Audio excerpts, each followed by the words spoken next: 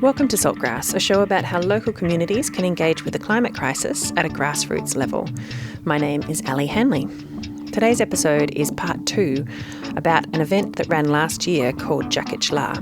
I highly recommend that you listen to part 1 before you listen to this one, because I'm just sort of going to continue on and all of the information from part 1 will make this episode make sense. So if you're listening on your podcast app, you know what to do.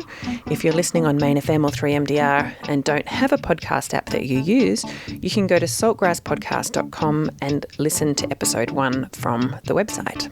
In summary though, in the last episode, we heard some audio I captured when I attended the event and also a conversation I had with the creators a couple of weeks after the event, where we talked about the creative process and all of the things that went into it. So we heard about how and why Bendigo became a designated region of gastronomy by UNESCO. We also heard about the creative practices of Jodi and the team at Carbon Arts and how their quest to use creative means of connecting people to the societal shifts that need to happen in the climate crisis has, through various projects, led up to this event, Djakitj Larr. We heard how Rebecca Phillips was able to share some wisdom from the Djaara Country about how to eat country healthy and how the ancient European folk story of stone soup was a perfect vehicle to help bring all of these threads together.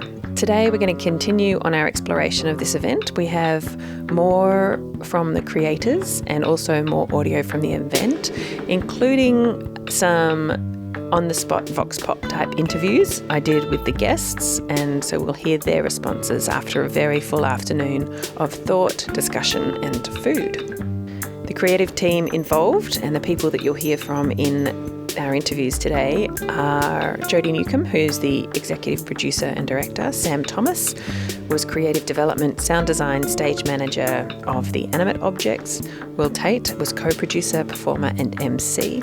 Rebecca Phillips was creative development, performer and advisor on Djaara Knowledge. Charlie Ahrens was creative development and stage manager of inanimate objects, and Animate is from the city of Bendigo and was working at council at the time, and she was instrumental in Bendigo receiving the UNESCO designation of Creative City of Gastronomy. The soundscape you can hear in the background behind me now was created for the event by Mitch Boney, and other creative collaborators were Alex Perry from Situate Dining and Ira Barker from Murnong Mamas. As ever, before we begin, I'd like to acknowledge that all parts of this episode, including the event of Djakitj Larr, was recorded on Djaara Country, the unceded lands of the Djaara Country, who have been the custodians and caretakers of this land for tens of thousands of years. Always was and always will be Aboriginal land. Salt of the earth. Salt.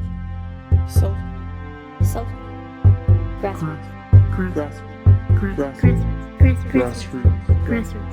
Salt of the earth people. Grassroots change. Saltgrass.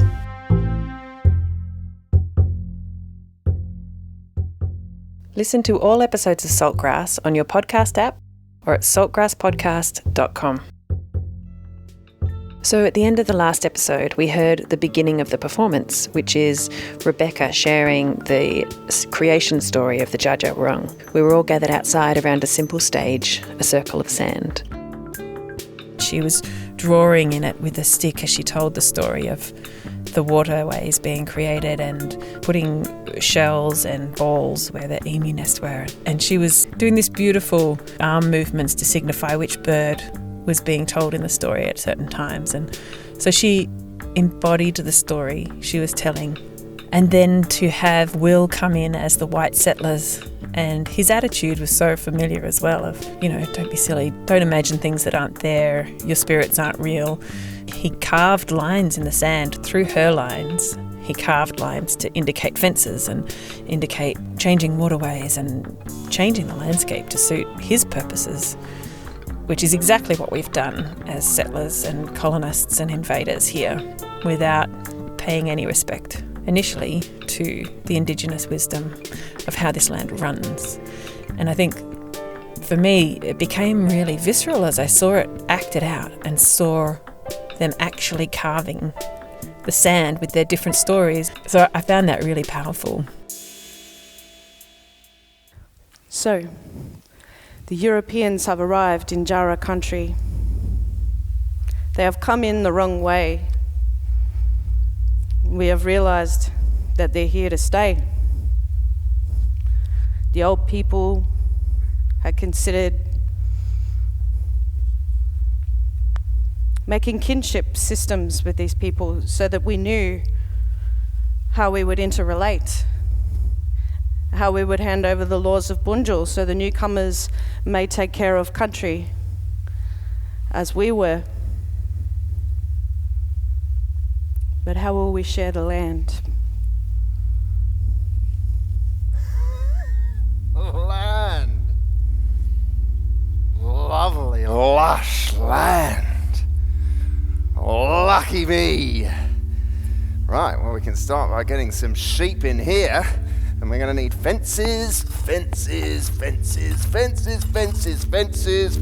keep the sheep safe. We're going to need fences to say whose land is whose. We're going to need fences to keep those beasties at bay. And fences to keep out the pesky natives.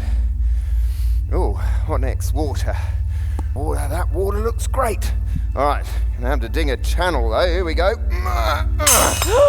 Stop! No, don't touch that water. Why not? That's sacred water. Poppycock. Sacred being lived there. Water hold memory and song. You need to get that primitive, superstitious nonsense out of your head. It's time to evolve or get left behind. No! If you disturb this water, you will make trouble for all the land. Trouble, is it? You want trouble? Tell you what, there's going to be trouble if you don't shut up and get out of my way! Does this man have a murab? Is he not connected? Can he not feel country? Can he not see that we hold the story, the ceremony, that we belong to this land? He got big eye, just want to take. No walk Djaara with the land. I can see we're going to do this the hard way, for you and for me. Maybe one day you'll see. Hang on a minute. Holy hallelujah, it's gold! Oh, gold! There's more gold! There's gold everywhere! This country was made to make me rich! I better line my pockets before anyone else gets here. We're going to need more fences. Oh, lots of bloody trees in the way though. Look on the bright side. Fuel and timber as far as the eye can see. The performance then went on, and at a certain point, Will and Rebecca started talking to each other as themselves, and they had entered the present moment. And between them, they spoke and attempted an understanding, trying to find a way forward from this point that we're all at now, a way forward together. It turns out that disrupting the health of a particular watering hole can indeed cause trouble throughout the ecology of an entire region. Our economy is slowly but steadily shifting in order to survive, as the imbalances generated by blind exploitation of the land start to bite. Our religion has long since relinquished its moral hold over the general population, leaving us to trust as best we can in a sense of humanity as we hurtle through a universe that seems bleak and powered by senseless forces. But there are pockets of us in that void who are warming to the idea that things other than humans might be intelligent, other animals, plants, the land itself. That intelligence might in fact reside in some form in all things, even a stone. Through the performance, we were offered little samples of food that reflected the story. Unfortunately, Alex Perry wasn't able to join us when I interviewed the creative team, but he was a creative genius in the kitchen that day, and with each sample that we got, he spoke a little about how it was made and what was in it. So the performance was in 3 parts, from the creation story to the story of colonisation to the current moment of trying to work together and find a better way to live on country. When I sat down with the creators a few weeks later, we discussed this structure. Yeah, so in the creative process, we were trying to figure out what we would put on a plate. I wanted to look at country as a reflection of that plate. What was there, what wasn't there. And there was a lot that wasn't there that is important cultural foods to Djaara people, and as part of our diet, our connection to country, expressing our culture, that just simply wasn't accessible. And so how could we show this in a way that was really clear and not so direct, but visually clear? So that's how we came up with the 3 plates idea. The first one, what we would like it to have been and what it would have been like before all the changes to country. And the second one is a proper reflection of country now, of what things we see there. And sometimes when we look around at what's abundant, it's not even a reflection of Djaara Country. You wouldn't be able to tell that this is Australia or specifically Djaara Country. And the last plate was more about what we can do together. So it was looking at the old ways, looking at the changed ways, and then the last plate was, what's this stone soup we can cook up together? Because everyone has something valuable to bring, and we really wanted everyone to come in and have ownership over this new way forward, that we can all care for country. Thanks, Beck. That was how the Edible Welcome to Country was structured, and we called it the 3 acts, but actually the 3 plates is probably a better way of describing the way that story evolved from what was, what it became, and what could be. So each of the bites that we had were a reflection of what would have been on that Welcome to Country plate, with that notion of, in a way, an Indigenous gastronomy being how you eat for the health of country. So how do you eat your country healthy is you eat what's abundant, but you also eat what needs to be culled or what needs to be harvested at any time. And there's much more complex than that, obviously. But the simple way that we can understand that today is looking at the rabbit infestation. And we actually had lots of conversations in our development meetings with Alex and even with the Murnong mamas, and understanding how the bureaucratic tangle of abattoirs and health regulations mean that we can't even eat the rabbit that's in the fields that's destroying the native flora and fauna. And that is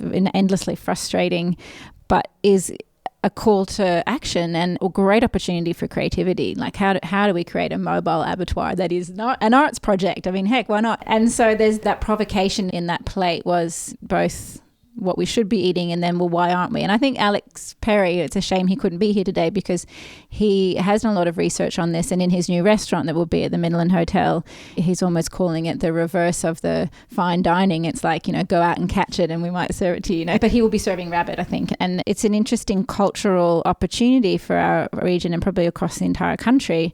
How do we make rabbit popular again? Because there's so many stories we all share from our parents and grandparents about how rabbit and other animals that were abundant featured on the plate, and we didn't have so many bureaucratic hurdles. So I think that structure is a great way of explaining to people who weren't there how we were thinking, both at that sort of policy level and the cultural level, about the history of food and what an Indigenous gastronomy might mean. The other part about the food component in the project and how stone soup actually was realised with the participants is that we invited everybody to bring food to the event that was foraged, grown, or that they produce. And then Alex Perry and his team picked and chose and put it all together for the final serving of food at the end of the event as well. So that was how it manifested. Our stone soup was presented, and there was a great enthusiasm from people that brought all sorts of wide-ranging ingredients for us to play with. And so it was just a nice way for our participants to also feel really included. And it actually came about because we were going, how are we going to make a food event and feed people when we don't have a budget for food? So that was, that's where the restraints become the opportunity. But also, as a creative event, in a gastronomy setting, that's the ultimate creative act for a chef, isn't it? To just be given a bunch of stuff, you don't know what's coming, and you've got to produce something out of it for 100 people. It's actually a TV show, Ready, Steady, Cook. It was so lovely too. It was delicious. Yeah, it was deadly food. Yeah. After the performance, the audience were invited to enter several levels of conversation with each other to reflect on how we, as guests and as people in our community, can help to heal country, be it through growing food or eating food or storytelling or whatever our contribution might be. We took notes, and then there was more food and time to just talk to the others who were there. We were also invited to take a stone from a collection of stones provided to us and tell the stone our intentions, the ways we want to do better for country. And then at the end of the day, all of those stones were placed in a dry creek bed and gifted to country. So that was a really beautiful blessing for me personally and for all of us as a team. And even the rains coming down the following day to help with the stone we'd placed in the creek there on that spot that held the intentions of all of the discussions people had had that day. I'm hoping there was that understanding of Djaara, what can I give back to country, or what can I change in my business to be a little bit more sustainable or do something that will benefit country, and putting that intention in the stone. This was the real beautiful thing of it, all the stories tying together into that stone soup, and just having one small contribution making a larger feast for country, with country, and those intentions going off with country. So what you're saying is we kind of made stone soup for the country to nourish the country with our intentions. Is that right? Yeah. That's definitely how it evolved. We were planning it where a creek was filled with water, but didn't turn out that way. But the rains came in and answered that call to carry off those intentions the next day. So yeah, another beautiful thing. And now we're in a different season now. It's still cold and it's still wet, but I think we were really blessed on that day to have some blue skies and the weather to not be uncomfortably cold for an outdoor event. And this is really country working with us for sharing such an important story and message that is probably overdue, but it did feel that it came about in the right time with the right people in the right place. During the edible Welcome to Country, it was really, really nice to have some of those signs of country talking to us there, sharing the story of Bunjil's laws and not taking too much from country and only taking what you need, and being aware of your place in the whole ecosystem, and that other things will need certain things and we're not to take away from their needs as well. Having wedge-tailed eagle fly over the top of this storytelling was really important and culturally significant in reaffirming that this was the right step, the right story, and the right place for that to happen. At the very end, as everyone was relaxing and talking and debriefing about the event, I caught some of the guests to see what they thought of the day and what it made them think about in terms of their own lives and work. And this is just some of the responses. My name is Lana. You told me that you are wanting to start a little farm that involves regenerative agriculture and permaculture and all these sorts of ideas. How much of what was said today was new to you or surprised you or made you excited, and how much had you been thinking about or along similar lines already? Yeah, I mean, a lot of it made me excited. I think when we got our land, it makes me very uncomfortable to be an owner of land, considering it's not our land to begin with. So the idea of whatever the percentage was, like 93% of it being privately owned and stuff, and Beck not having access to land, that made me really upset. Like, there's a native nursery in Harcourt that's getting started up, and we were talking to Auntie Julie about the potential of her using our land, because we have Barker's Creek running through the bottom, and like to have access to that, because like we really want to share our land with our community. And so yeah, the idea of like, Murnong and like replanting of like natives back into the land, and like endemic species, not just necessarily natives as well, to kind of bring Harcourt back. Those were the ideas kind of swirling in my head today. Do you see yourself becoming part of this gastronomy region, and in what way? I definitely like to. Like, I really like that, you know, it's the sister region to Emilia Reggiano, and like I really like how in Italy, how all the regions there kind of work together. Like one specialises in parmesan and one specialises in ham, and they kind of like work together to do the slow food trail and stuff. And so I really like that we could do that, but our point of difference could be using Indigenous and like the multicultural cultures that we have here. My name's Jason McCainch. I work for Macedon Ranges Shire as their private land conservation officer. So I work with farmers and landholders to increase their biodiversity, primarily through grazing animals, which increases soil health, increases water retention, all of those parts of regenerative agriculture that we're trying to manage better. What have you thought of today's event? What has that made you think? It's made me think about how the system still works as a whole. So, regenerative ag is about the whole. So it's just refocusing, a bit more about how we can connect the whole system. And it's made me think about time as well. So I hear a lot of communication about deep time and the length of time, and that's made me think about time a lot better. And what did you think of the event as a whole, as an experience? I found the experience spectacular in the sense of just sitting and listening and taking time to listen. The smoking ceremony and all of those associated parts was healing for me, in a sense of me just taking time to absorb what was being said and listen and not be worried about the rest of my busy life. Mark Wilfred Anstey, Lot 19. Today was brilliant. Like, what a generous exchange of storytelling and plan making. I loved that it was results driven. It was outcomes driven, which a lot of the time you just feel like you're sitting around talking to people who agree with you. But this seems to have results. Stuff was written down. That's right. When I first started thinking, I thought this stuff, and it hasn't changed. It's still the same.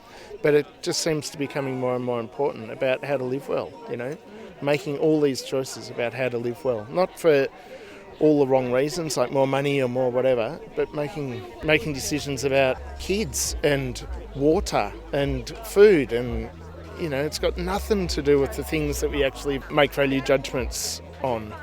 Like I noticed a while ago that housing, because I build stuff, housing is all about making money. It's not about making houses, and it's just such a terrible misunderstanding.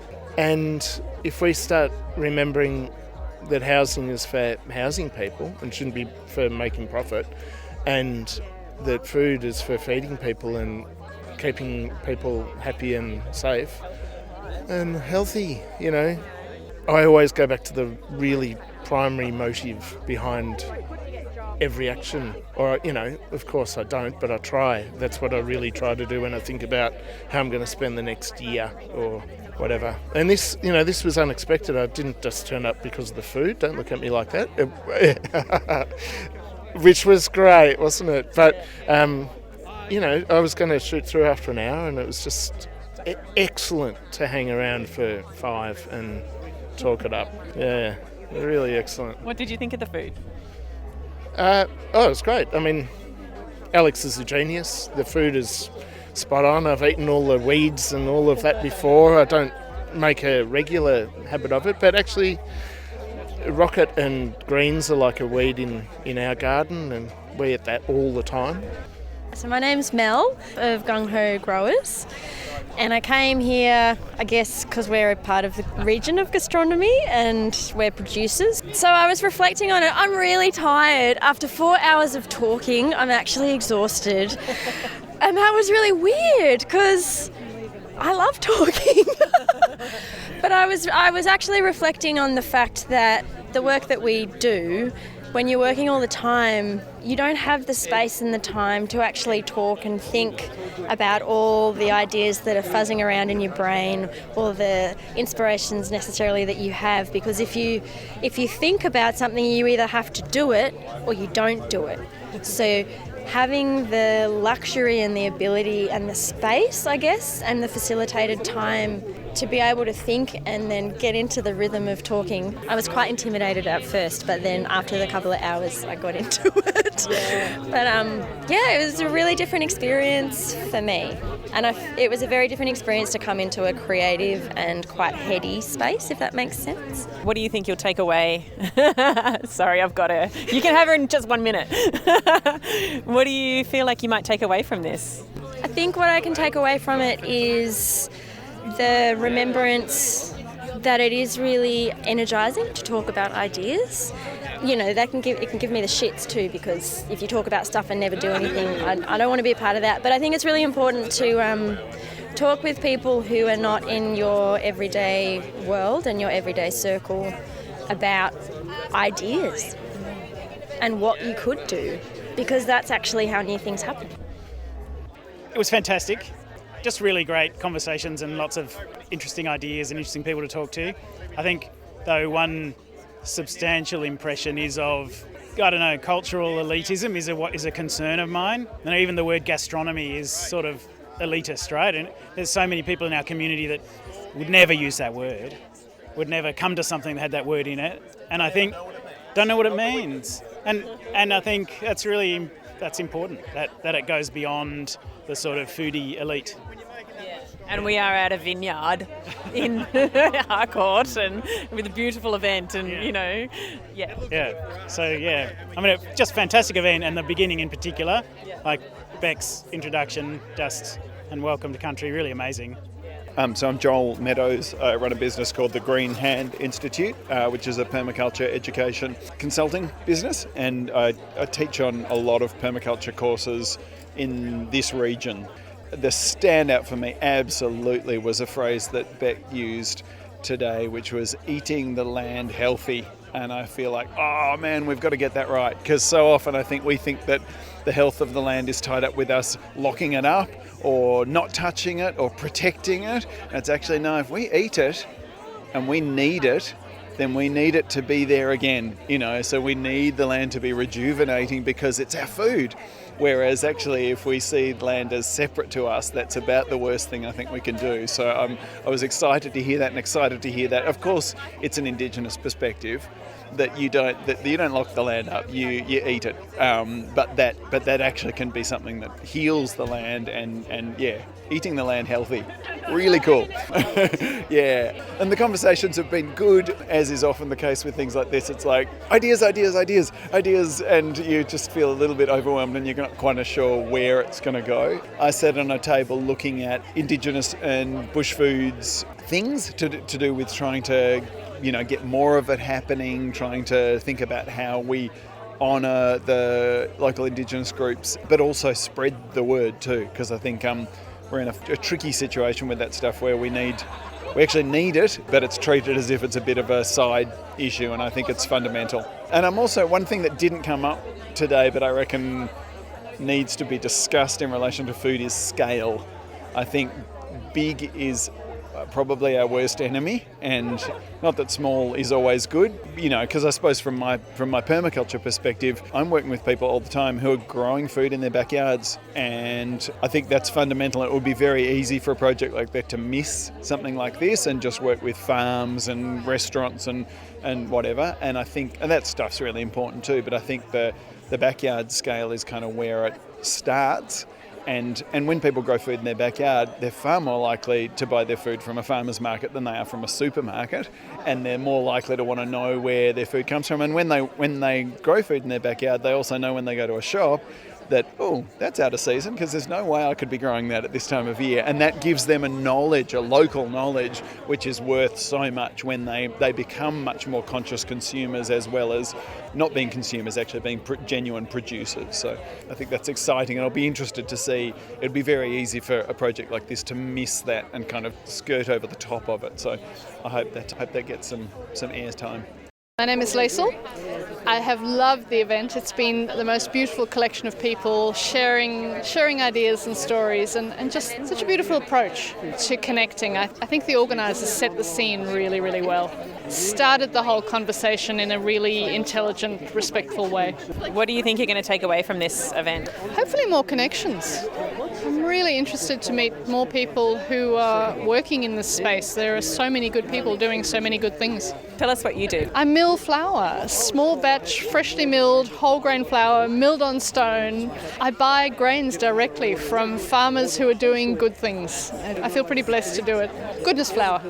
There was a fair bit of talk around the table about, oh, you couldn't do that because entrepreneurs are always competing. And I really think that grains demonstrates that entrepreneurs can collaborate and do it well. It just takes the intention to do it that way. So several weeks after the event, I caught up with the creators, as you know, and I asked them in retrospect how they feel about the event and what they think it achieved. So in your role at the City of Bendigo, having commissioned this piece, what were your feelings at the end of that event? Well, I was just completely blown away by the event to begin with. It was just so beautiful, and I just felt so privileged to be part of it and so humbled to have had the opportunity to work with this amazing team who just did so much more than they were paid for or put in so much more time. And I think it really did something that I hoped it would do, which was, of course, it was about bringing people together, but I think part of the hope that I had for the event was that it would begin to shift people's perspectives and slowly start to shift the culture of the place where we live away from the unsustainable and kind of mindless use of the land and our resources to thinking more deeply about where things come from and where we live. And I think the stories that Beck shared and just the whole coming together across all those different sectors, I think it helped people to maybe put aside their own little part and think about something bigger, which I think is a great first step in everyone feeling more connected to the designation and seeing that it's more than just a council initiative to get tourists to our region or something like that. They can see that it's something much deeper and much more interesting and something that they can be a part of. So I think it really did that. I think a lot of people were really surprised and moved and enlightened, and it helped people to find the common ground. And as creatives, what was your reflection? Do you think it did what you wanted it to do, that event? Big question. Who wants to answer first? For me, the idea, having had this metaphor of stone soup and bring it forward, is that we were a stone bringing forth a soup, but we also kind of presented the idea that the City of Gastronomy designation was also that kind of stone. It wasn't nourishing, it didn't come with funding, but it came with an invitation that would attract people bringing together their disparate resources. And my hope is that now that stone has grown bigger because there's 100 people that have had that experience. So my hope is that we can find a way to keep that community active and keep its momentum going. While I've got the talking stick, I guess personally one thing I'd love to see is that in our creative process, we came up with this idea initially of literally serving people with a plate and having on that plate the traditional food items that you would have received when country was at its most abundant. But what would actually be on the plate would just be 2 or 3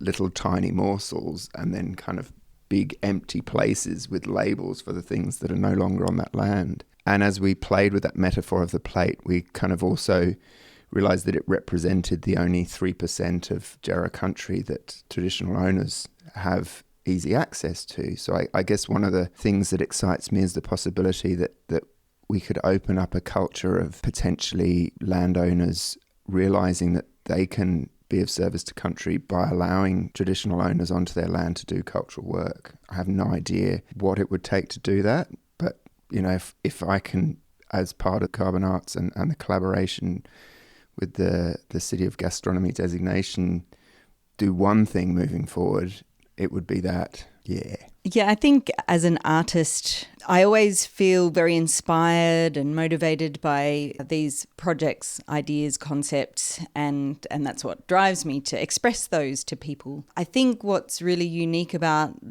this particular event is that it feels like not only just sharing those ideas, but feeling them being seeded in the community and having the community now take the baton and actually activate further growth and change in whatever projects it inspires them to do, rather than it just being a sort of more passive, receptive audience. So that's really exciting for me to have now handed it over and say, okay, now people go, make of it what you will, or work together and find new pathways with these ideas.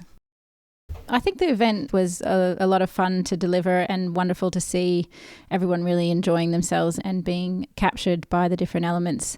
For the project itself, and I suppose Carbon Arts as a project of how can arts play a role and how does the creative sector play a role in sustainable development, creating a culture of stewardship and, Indigenous people the world around, that is their culture. It is a culture of environmental stewardship. The evolution of this work feels like it's moving in the right direction, and it's really gratifying to see culture be so strong and central in that journey. What is the 500-year plan for Djaara Country? Sam and I have been talking for a long time about seasonal events connect us to the harvest and changing weather and migration of animals, etc., but recognising that does change with climate change. So that's a really powerful way to connect us to a changing climate, and lots of other little seeds that would just be so much fun to continue to be part of, because I live here, and this is also the country that will carry me through to the earth. So yeah. Yeah, I found the timing of the event quite significant, because as we were packing up, the news came through that there were more COVID cases coming and then lockdown coming. So the fact that we were able to gather as 100 people in a physical space, have these discussions freely and be open to these signs that we got from the wedge-tailed eagle flying over as Beck's telling the story. And also it's significant that this particular part of the world is so damaged, so traumatized, and that all of our energy and focus and emphasis is on healing that trauma. And so that I think that's really what resonated with me and with us, is that we need all focus on healing right now and getting as strong and healthy as we possibly can, both internally and externally, and doing the inner work and then the work out there. So that just the sense of 100 people gathered round. There was one point when Will brought everyone round. We had the beautiful performance, the tone was set, and then broke out into these smaller groups. And then at one point, Will brought everyone round, and it almost felt like an old village square kind of format where there was 100 people. You can hear one person speak in 100 people, and it really made me think about those central systems. We're getting these news and these instructions from far away, from places like Canberra or wherever, to be told, masks on, masks off kind of thing, in small country towns where there's a lot of fresh air around and you see people walking their dogs in wide open spaces with a mask on. And, please, I think that the fact that we were able to form a real live shared experience together as people in one place is profound in itself during these times. Yeah, so true.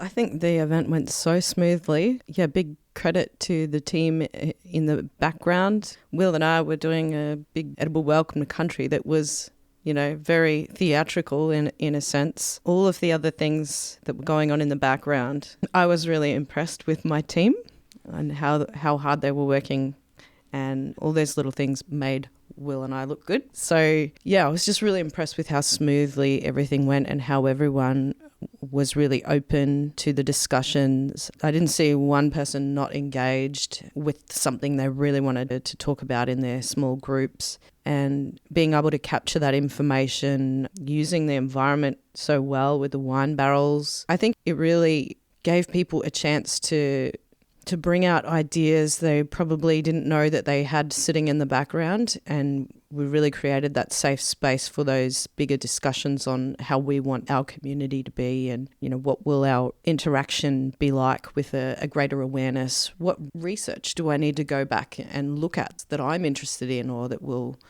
help me in a little bit of a shift? And I felt like there was a big shift that happened that day with that soup that we created together. How powerful it is when people can gather like that with the same common interest and just from an idea then shift into some practical action. Really, it comes down to that self-accountability and self-responsibility. And that's what I learnt a lot about for myself in this experience, was all of the things that I can take responsibility for in my life.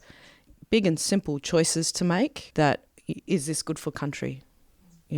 Or should I choose this other thing that is equally as good, but it also has a benefit for country? Really walking that caring for country. This was the most powerful way to share what my people have been talking about for a long time, caring for country. When you have healthy country, you have healthy people. And by not always putting ourselves first, human economy and human industry and everything, we're not receiving the full benefits of that, of those industries and the side effects that happen from that. And we see them in our health and well-being as a community. So how do we start bringing back these ways without people thinking, oh, that's primitive, or we're going back to those old ways? We've progressed so far now and we've got technologies. Well, technology has been really great in some advancements, and in others, I feel like it's weakened us as a species. I can't even remember one phone number these days, and I sometimes can't remember ways to places because I use the GPS. Little things like this, they're great advances, but what are they actually doing for our health? If we've got machines out there digging all of the holes for the plants, what's happened to my connection with my digging stick, digging that hole, and my relationship with that plant that I'm putting in the ground? That's building my connection with country and my awareness of the soil and the seasons on another level, and it's good for my health and well-being. I feel like we've kind of gone so far with some things, and we need to bring them back and use technology in a different way. So that's what I felt like some of these discussions were about. Let's revisit those harvest and celebration ceremonies that bring our communities together, and like Stone Soup, it bring about that network of trust and solidarity, especially in times like these. As you were saying, Sam, COVID has really made such a big distance between people, and we're losing that sense of community. And as humans, we need to feel that we belong somewhere. That is massive in our health and well-being. And by having these seasonal ceremonies celebrating the fruits of our country together, I think we're all in agreement, and this was our common vision, our common goal for this project, Djakitj Larr. Food, fire, ceremony, these are the things that we gather for and that bring people together. That's not just a Djaara thing. So, I really hope that we can all, from this event, come together more in a way that is serving the greater good, the greater community and our country. I'd also like to acknowledge how resilient this country is, to have undergone so many changes, radical changes, and to still be so beautiful today and continue producing food, beautiful experiences for people, and being patient with us on this journey to return to country and now navigate a new way into our future that is caring for country together.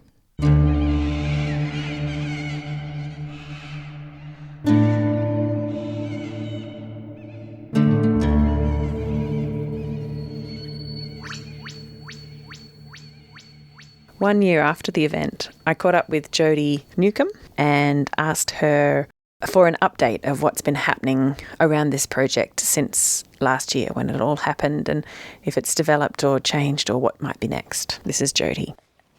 After the event, we were on a high because it really exceeded all of our expectations and had such a feel-good period afterwards. And then we thought we'd go for Creative Victoria funding, so we put in a massive grant for like $240,000 through the Creative Venture program, and that was the range of money that they were offering. So much energy went into that, and so when we were sort of waiting around, and I think they delayed the decision because of COVID, and we didn't really hear till January, and the City of Greater Bendigo had put in some co-funding, just a small amount, like $10,000, and we'd got, all the letters of support, etc. And then in January we found out we didn't get it. And it was one of those things where you're really just putting everything in your life on hold, and we'd sort of lost a bit of faith, to be honest, and we had to just get on and organise other work. So in a way, when February rolled around, we were all kind of fully booked, except I had some capacity and I was really keen to continue and do something. So we had this massive proposal to draw from, and we went back to the city of Greater Bendigo and said, look,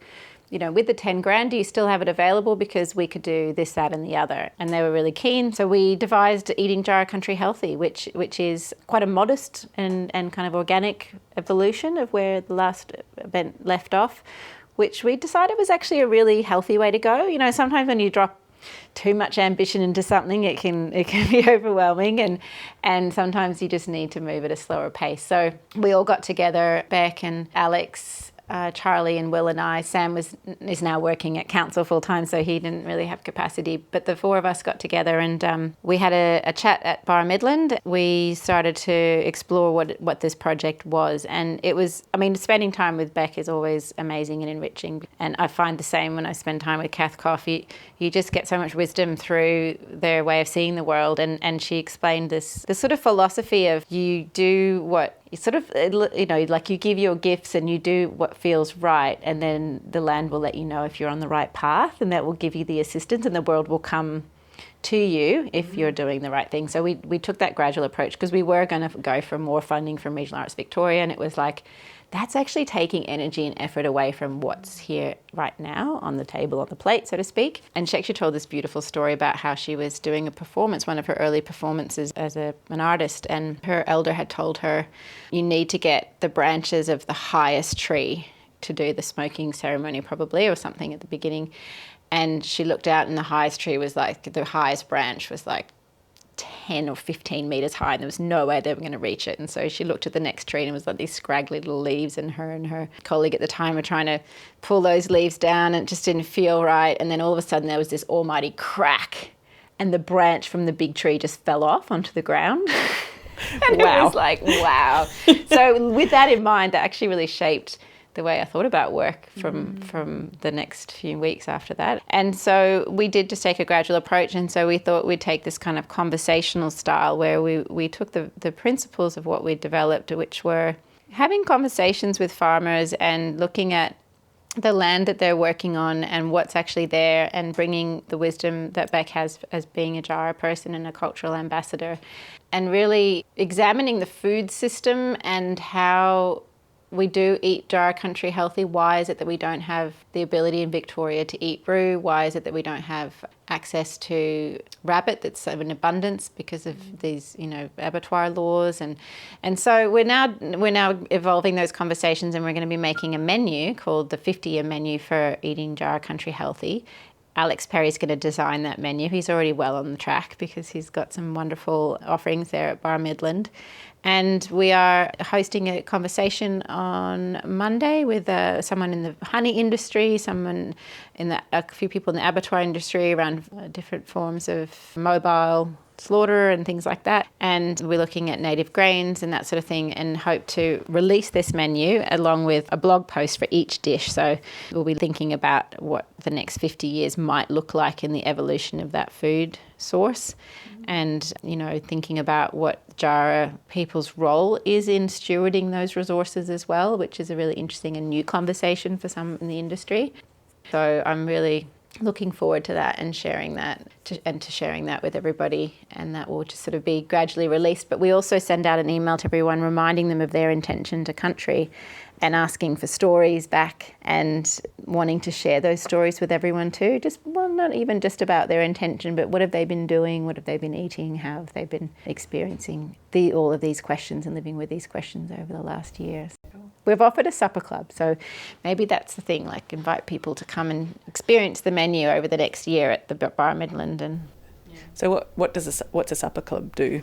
A supper club would be sort of focused on conversation, and a curated conversation where the food speaks to those questions and that content, and that the people around the table that have the intention of moving that conversation forward. So people would sort of opt in, and I guess you'd also spend some money to be there because there's food supplied, it's a dinner. You'd opt in knowing that you were part of the conversation and that you would go regularly to like monthly dinners or something. Is that yeah, right? look, ideally what a supper club might look like is it would cost probably a bit more than the normal dinner, because what you would see out of that would be the curation of that conversation and ideally some reporting back. You know, it could be something like a podcast that's aligned with those conversations that has public good, you know, so that the people around that table are evolving the sector-wide and the systems-wide conversations in a way that can be shared and that can be generative, and that, you know, by sharing really exquisite food in a beautiful place with people you might not know already, you can kind of, be rewarded to make some interesting changes possible.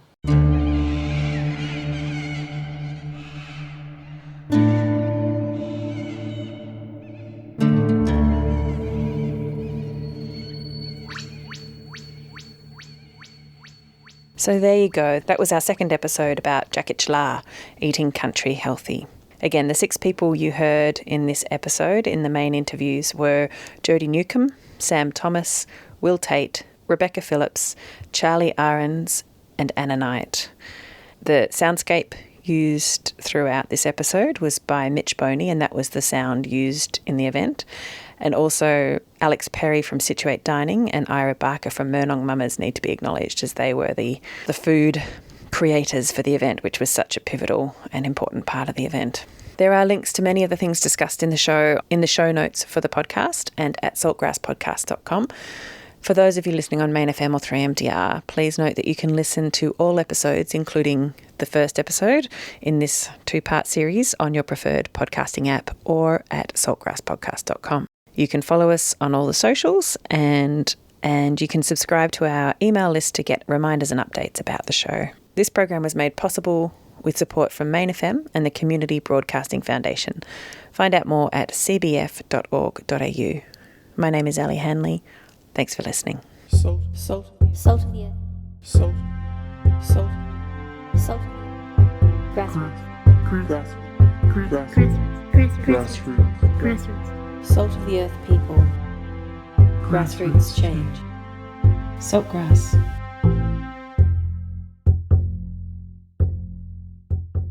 Listen to all episodes of Saltgrass on your podcast app or at saltgrasspodcast.com.